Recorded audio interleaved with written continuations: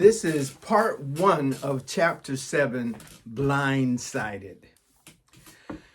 A girl without a best friend is like a coat without a hanger, lying alone at the bottom of the closet, wishing it could be up above with the other clothes hanging around with one another.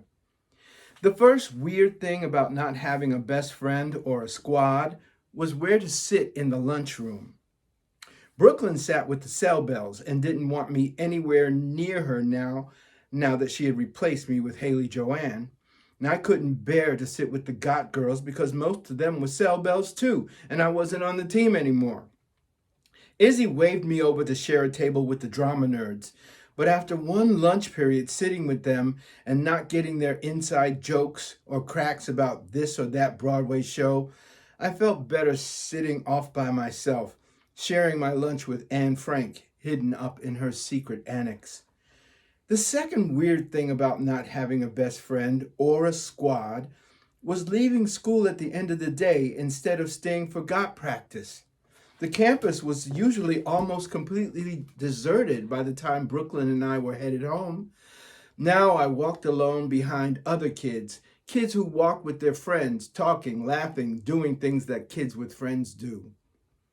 Maybe this was my fault, putting all my social eggs in one basket called Brooklyn. I hadn't called or even one of my old friends from elementary school since I started at Trueheart. Maybe that's why I was so alone. After school, a few days later, when I was bored out of my gourd, I put on my running shoes, grabbed my MP3 player, and went for a run in the park by my house.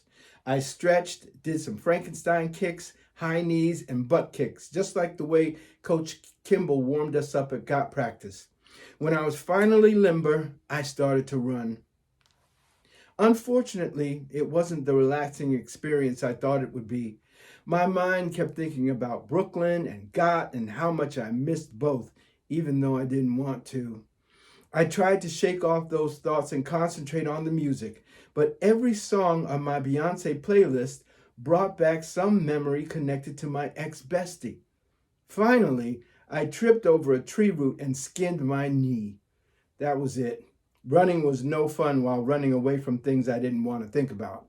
I limped home, dabbed some witch hazel on my knee, and moped around for the rest of the afternoon.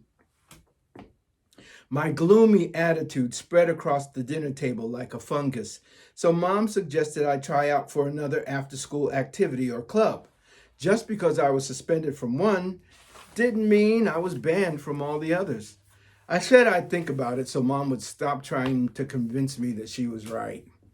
The next day, it was raining really hard after school, so I decided to kill some time until it slacked off.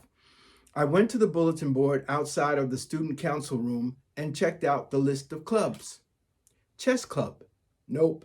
Chess gave me a headache, especially when I played someone who could beat me. Book club. Even though I love to read, they only met once a month. That didn't take up enough of my free time. Cooking club. That I would like it if I did that, but I had tasted some of their food at bake sales and International Food Week, and I didn't think my stomach could take the abuse. I went down the list.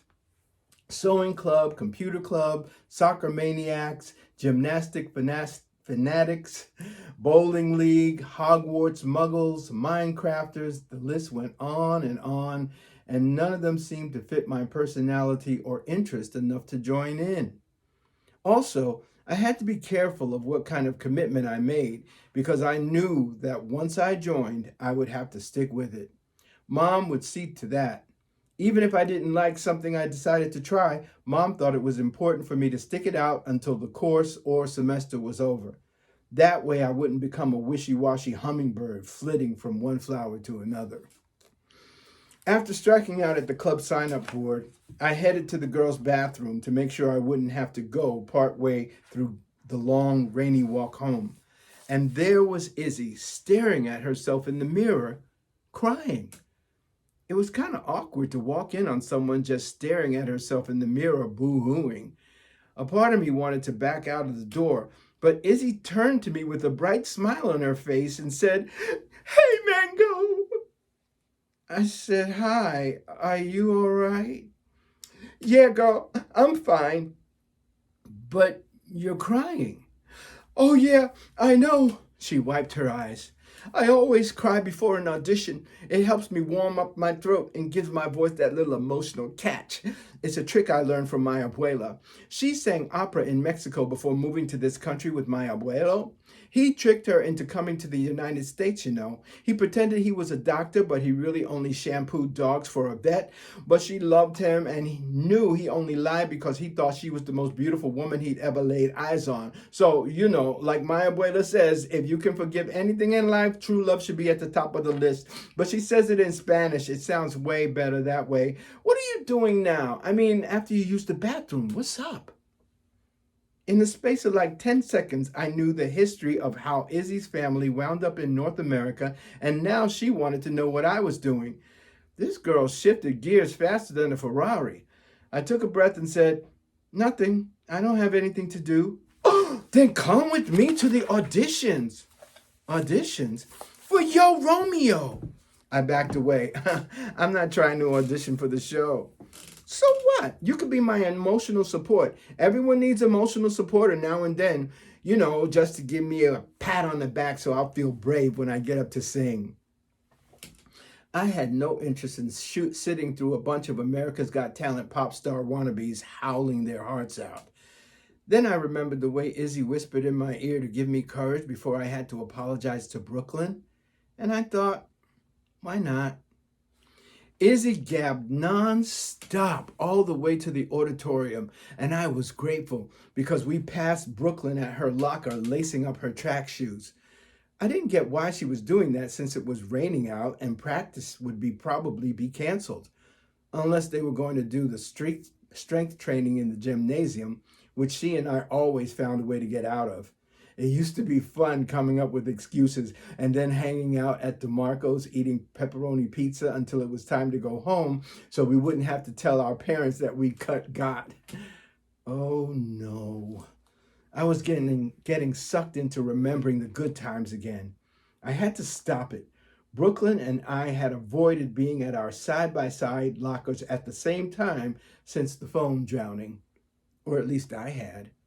Now, thanks to Izzy, I was able to pretend I was riveted by a story she was telling about how her grandfather groomed Idina Menzel's dog once backstage when she was on Broadway starring in Wicked.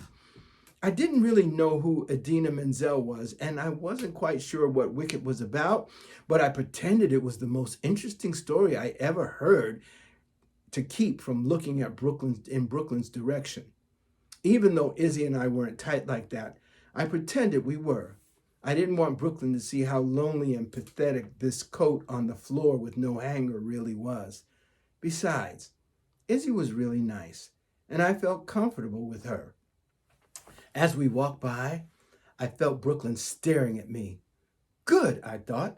I'll give her the cold shoulder the way she gave it to me in the principal's office. I was still steamed by how she had thrown my letter in the trash. How could we have ever been besties in the first place? That's the end of part 1 of chapter 7.